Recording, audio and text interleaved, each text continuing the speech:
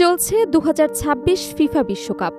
Football উন্মাদনায় যেন থমকে গেছে বিশ্বের কোটি কোটি মানুষের দৈনন্দিন জীবন। চায়ের দোকান থেকে শুরু করে পাড়া মহল্লার আড্ডা, সবখানেই এখন একটাই প্রশ্ন, সেমিফাইনালের মহারণে কে জিতবে আর কার স্বপ্ন ভেঙে যাবে শেষ বাঁশির সঙ্গে। ধোয়া ওঠা এক কাপ চায়ের ফাঁকে ফাঁকেই ফুটবল প্রেমীরা ডুবে যাচ্ছেন কল্পনার জগতে।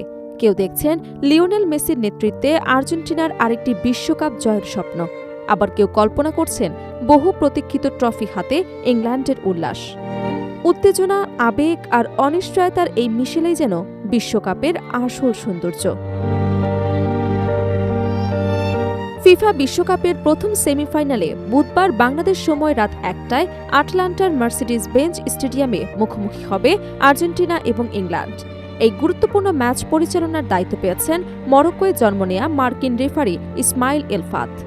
আন্তর্জাতিক ফুটবলে দীর্ঘ অভিজ্ঞতা সম্পন্ন ৪৪ বছর বয়সী এই রেফারি চলতি বিশ্বকাপে ইতোমধ্যেই ৩টি ম্যাচ পরিচালনা করেছেন।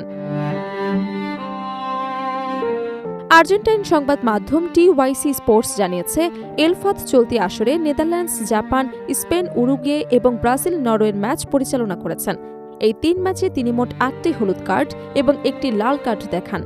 স্পেন উরুগুয়ে ম্যাচে উরুগুয়ের আগস্তিন কানোবিত্তকেও বিপজ্জনক ট্যাকেলের জন্য লাল কার্ড দেখানোর সিদ্ধান্তটি আলোচনায় আসে।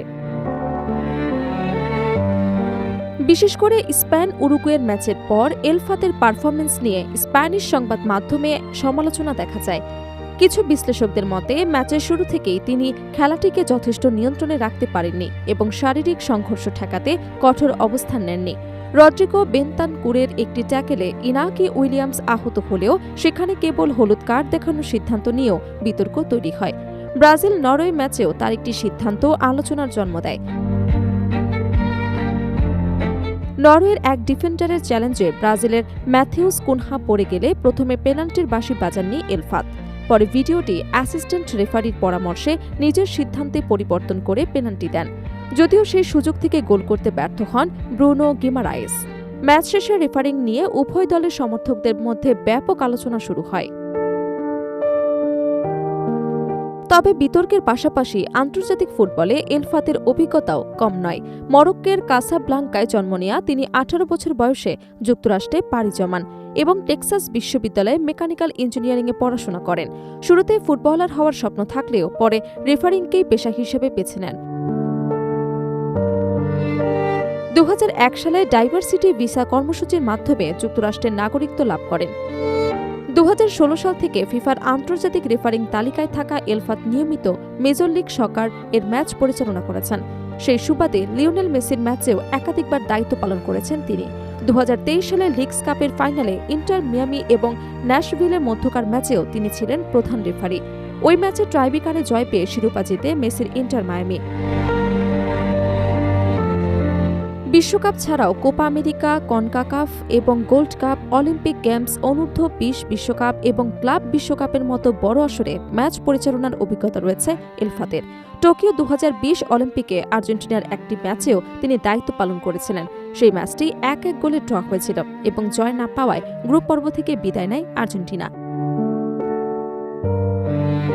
এটি এলফাতের দ্বিতীয় ফিফা বিশ্বকাপ। কাতার ২০২২ বিশ্বকাপে তিনি পর্তুগাল, ঘানা, ক্যামেরুন, ব্রাজিল এবং জাপান, ক্রোয়েশিয়ার শেষ ১৬ ম্যাচ পরিচালনা করেছিলেন। এবার আর্জেন্টিনা ইংল্যান্ড সেমিফাইনালেও তার উপরই আস্থা রেখেছে ফিফা। এই ম্যাচে তার সহকারী হিসেবে দায়িত্ব পালন করবেন যুক্তরাষ্ট্রের কোরি পার্কার এবং কাইল আটকিন্স। চতুর্থ কর্মকর্তা হিসেবে থাকবেন ইতালির মাইজিওরি মারিয়ানি। বিশ্বকাপের মতো বড় মঞ্চে প্রতিটি সিদ্ধান্তই ম্যাচের গতিপথ বদলে দিতে পারে। তাই আর্জেন্টিনা এবং ইংল্যান্ডের দুই তারকা খচিত দলের লড়াইয়ের পাশাপাশি ফুটবল প্রেমীদের চোখ থাকবে রেফারি ইসমাইল এলফাতের দিকেও। তার প্রতিটি সিদ্ধান্ত শেষ পর্যন্ত এই বহুল প্রতীক্ষিত সেমিফাইনালের আলোচনার অন্যতম বিষয় হয়ে উঠতে পারে।